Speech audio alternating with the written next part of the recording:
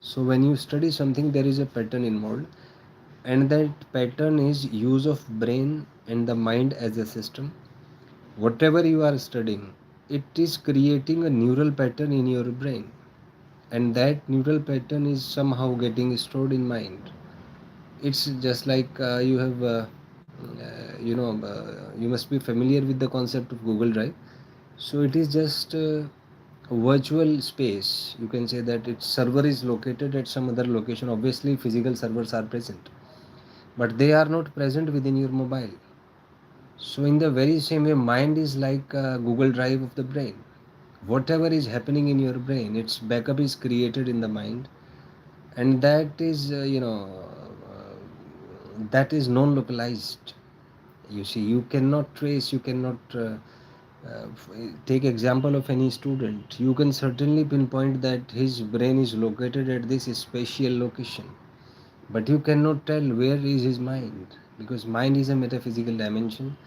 It's capable to go beyond the physicality, and it is in fact interested in metaphysical things.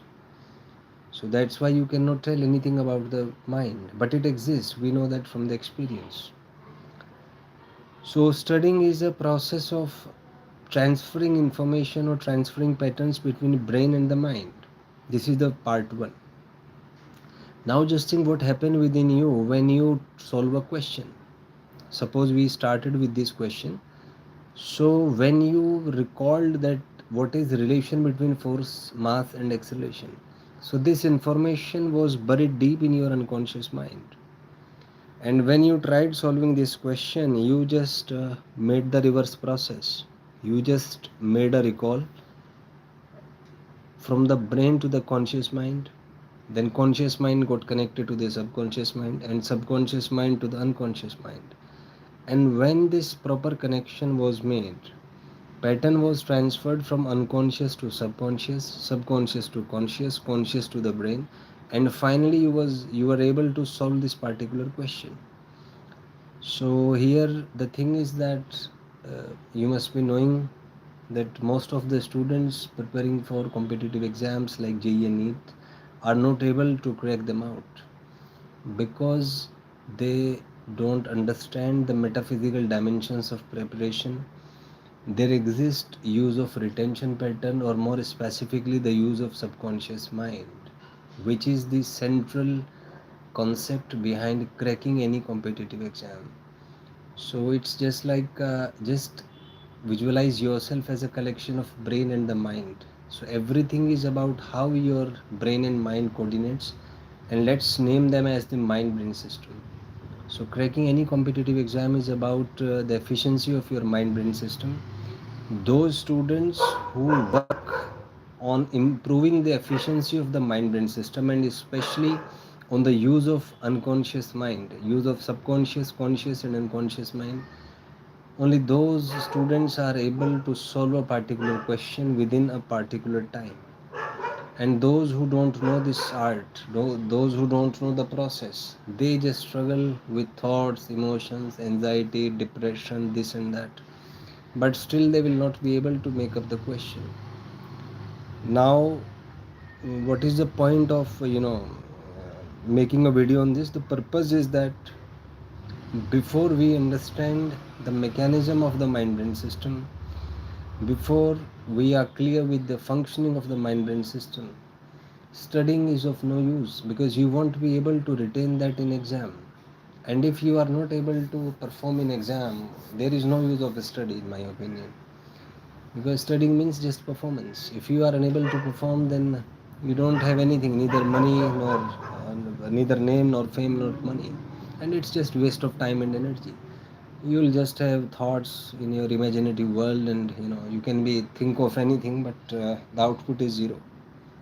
So if you want to achieve output, if you want to perform, then you have to put yourself into the conditions of performance. Just put yourself to the situation when you actually try to solve a problem.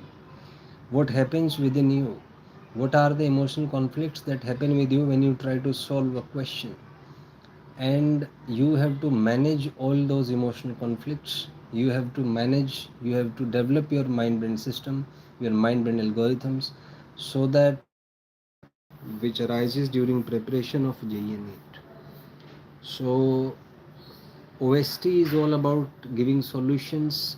It's all about optimizing your mind brain system so that you can perform better, you can learn better, and can produce better output. Let's implement what we have learned. Let's see one more question. Suppose that there is a block of mass 20 kg placed on the ground, and here coefficient of kinetic friction is given to be 0.4, and coefficient of limiting friction or static friction is given to be 0.5. Let's analyze this question. You apply a force F on this. So this is the situation. So the first thing is calculation of the normal reaction. Second thing is limiting friction. Third thing is kinetic friction. Fourth thing is minimum force required to move this block. Let us name that as F naught. Fifth thing is friction if force is equals to F naught by 2. And sixth thing is friction if force is equals to twice of F naught. So there is a standard question of JEE advanced type.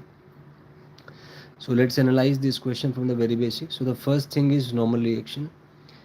Now just focus on the process that we use to solve this question. So normal reaction, so we know that there is a 20 kg block, so it will be having its weight as 200 and it is vertically balanced, so there will be a normal reaction between ground and the block.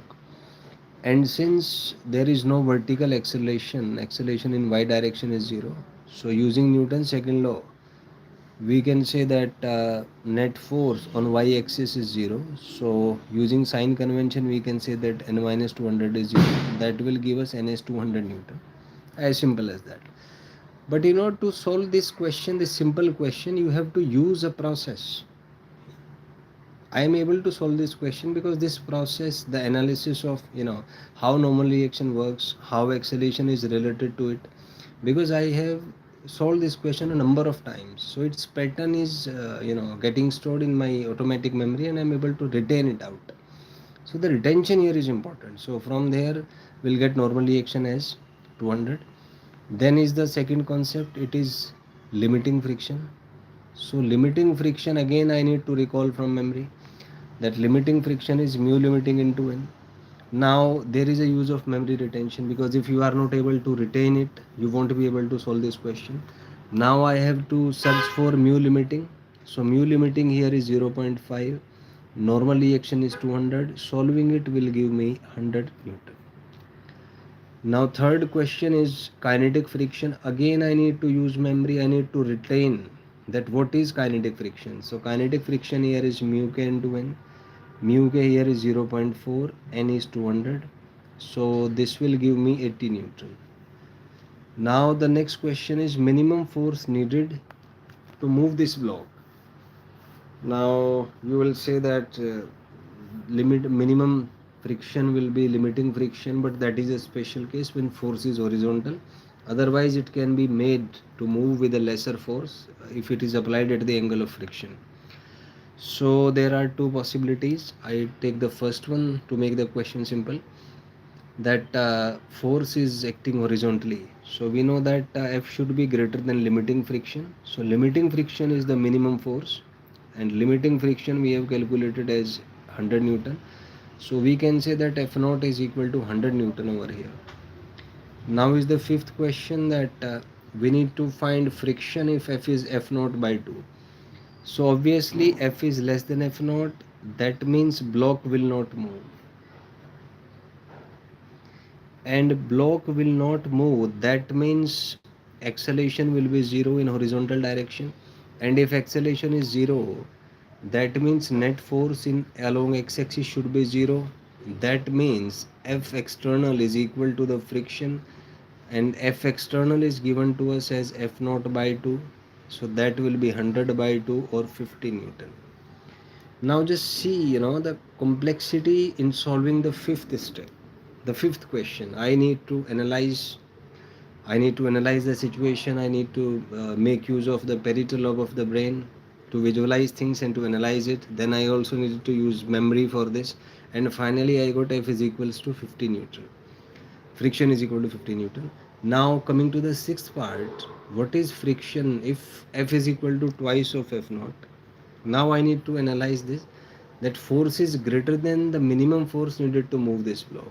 That means if F is equals to twice of F naught, so body will move, and if body will move, then friction will be kinetic, and it is given to us as 80 Newton. So this is answer to the sixth question.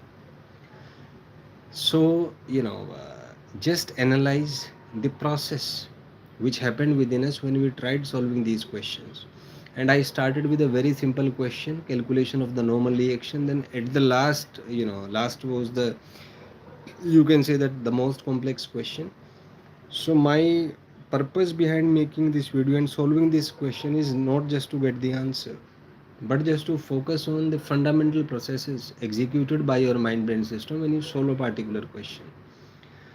Because having a sharp problem solving skill is not a one day task. You need to spend considerable amount of time and energy. You need to focus on the basic process of the mind brain system when you solve a particular question. And it works like in the form of a pyramid, you see. When you are learning something, so there are certain, you can say that, suppose you started from here. So when you learn something, is a certain neural pattern like this. Then you learn something else, then it get connected to other points like this. When you learn something else, it get connected like this. So at all, it expands in the form of a pyramidal structure. And those students who are able to manage this pyramidal structure, they have got a developed mind brain system. They are able to come to the conclusion fast. They are able to solve questions quickly, and in short, they are able to perform. So until and unless your mind brain system gets developed in the proper way, you cannot solve questions efficiently. So thing is that when you solve a particular problem, just observe the processes of your mind brain system silently. Just face the things. Just feel that how different parts of the mind brain system works when you actually solve a particular problem.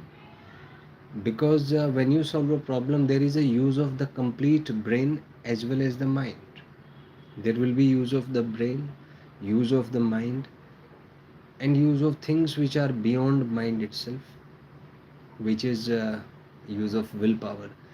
Because sometimes you will feel emotional conflicts. You will feel, yeah, you are stuck in multiple processes and you are not able to manage those processes. So the purpose is that when you solve a problem, focus on the process of problem solving skills. And if you want detailed explanation, you can refer to my book OST by Acharya Vishvendra. It's available on Google, Amazon, Flipkart, and Ocean Press. Thank you and have a nice day.